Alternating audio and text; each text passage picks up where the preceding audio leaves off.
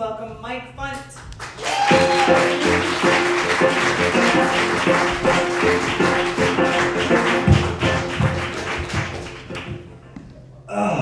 Top story. I come to you livid tonight. I just recently read that the city of Hollywood has started a program to cut down on the pigeon population by mixing birth control in with birdseed and feeders around the city. And I am furious because everyone knows that the best way to control the pigeon population is pigeon abstinence programs. Now some people say, Mike, those programs don't work. The pigeons are gonna have sex anyway. I say that's where proper pigeon parenting comes into play. You just wait till the Pigeon Vatican hears about this. How are you guys doing tonight?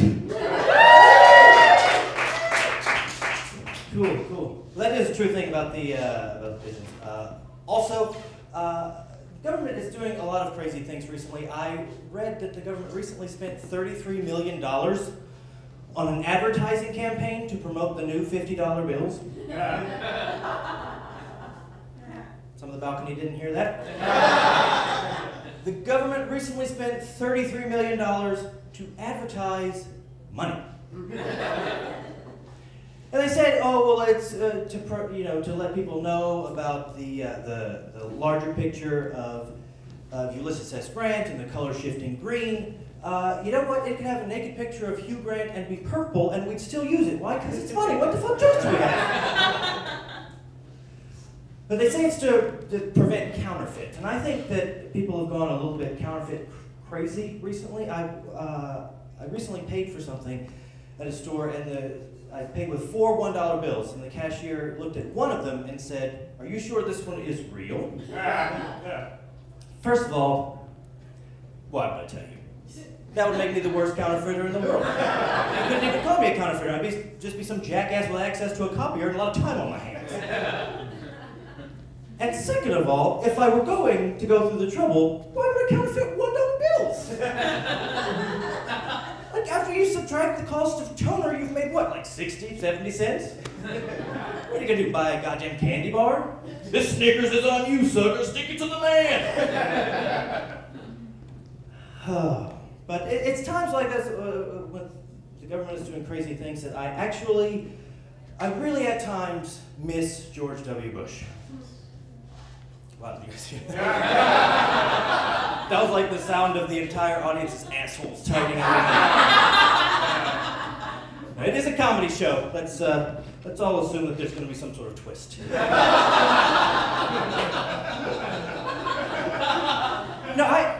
I really do at times miss George W. Bush because, of course, like most of the time, you're like, oh, geez, what the fuck is this?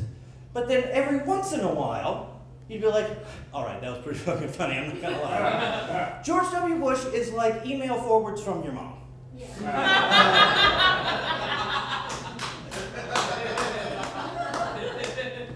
But one of the things he said one time that I just loved was he was asked at a press conference about some negative ads against him, and he was like, well, it's like we say where I'm from, don't mess with Texas.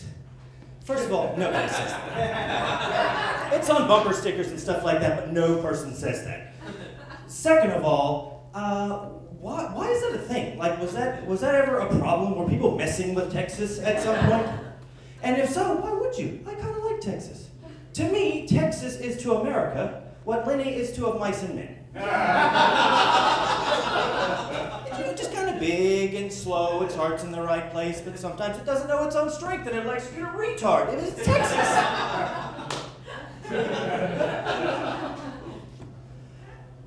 But I'm actually from the South myself, which is why I have a little bit of soft spot in my heart for Texas. And I like being from the South, but there are parts of the South that I don't enjoy.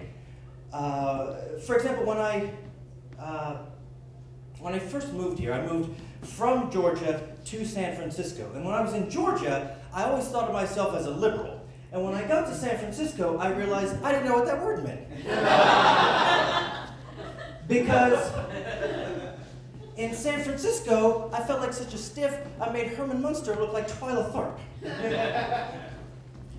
That is the most laughter that has ever gotten. I always kind of expect for that not to do well and then just move on real quickly. But,